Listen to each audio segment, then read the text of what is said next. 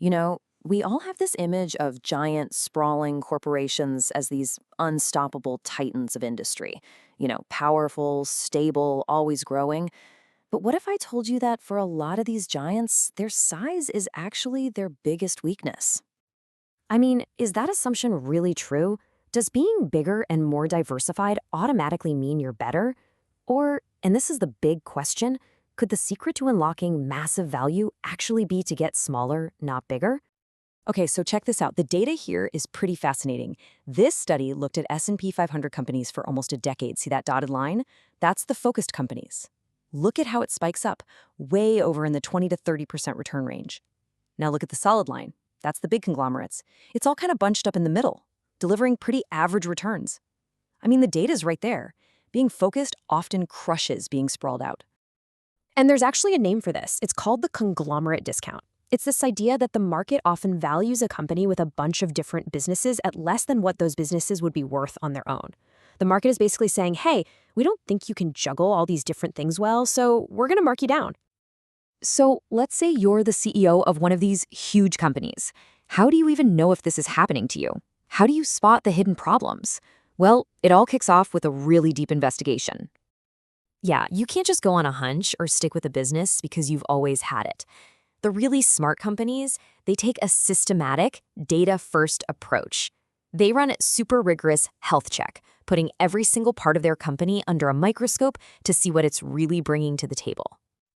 And this is exactly how they do it. This is a corporate scorecard. Now, I know, it looks a little complicated, but the idea behind it is actually pretty simple. You're just comparing each business on the stuff that matters. For instance, look at that row, ROIC versus peers. That tells you if you're beating the competition or if they're eating your lunch. Or even better, check out corporate value added. This is the killer question. Is this part of the company actually making us stronger, or is it just a distraction? So this whole process, it has a name, corporate portfolio strategy. It's not about just collecting businesses like stamps. It's about carefully building a collection where the whole thing is way more valuable than just adding up the individual pieces. It's definitely an art, but it's an art that's guided by some pretty cold, hard science. All right, let's make this feel real. We're going to walk through a quick case study. We'll look at the diagnosis for a company that was suffering from that conglomerate discount, and they probably didn't even see it coming. So let's meet our company. We'll call them Multicorp. On the surface, everything seems okay. They've got a consumer business, a food business, a wood products division, a classic diversified company. But here's where it gets interesting. When the analysts did that health check, they calculated what each individual unit was really worth. Consumero, Foodco, Woodco, they added it all up, and the total potential value was a massive $8.8 billion. But the company's actual value on the stock market? Only $7.2 billion. That is a huge gap. So just let that sink in for a second.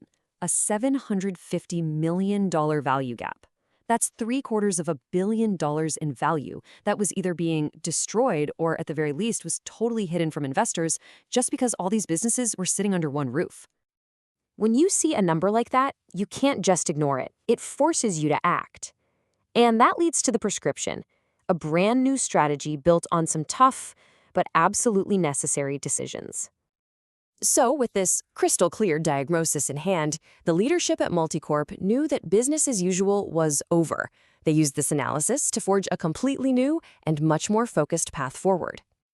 And this table right here, this is the game plan. Just zero in on that actions column on the right. For the star players like Consumero, the plan was simple. Operating improvements, make them even better. But for the others, you see some pretty tough words. Divest, consolidate and divest, and for the little Finco unit, even liquidate. These are hard choices for sure, but they're not based on feelings. They're based purely on where you can create the most value. At the end of the day, the new strategy really came down to three key things. First, double down on what you're great at and make your core businesses even stronger. Second, be ruthless and sell off the parts that don't fit or are just dragging the company down.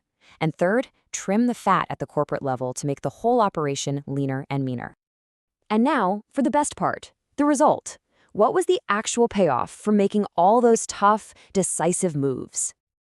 Well, the impact was absolutely staggering. Remember, the company's equity was valued at just under $8 billion before they made these changes. The new, leaner, more focused strategy unlocked so much value that the new potential equity value shot up to almost $12 billion. That's a 78% increase. Think about that for a second. By getting smaller and more focused, Multicorp had the potential to become way more valuable. It's a perfect case of addition by subtraction. This quote really just nails the whole idea of modern corporate strategy. The goal isn't just to own a bunch of stuff. It's to create a portfolio, a system, where 1 + 1 actually equals 3. If your portfolio only adds up to 2, or worse, like 1.5, you've got a serious problem. So I'll leave you with this question to chew on. The next time you see a headline about a big company selling off a brand you know and love, don't automatically jump to thinking it's a sign of failure.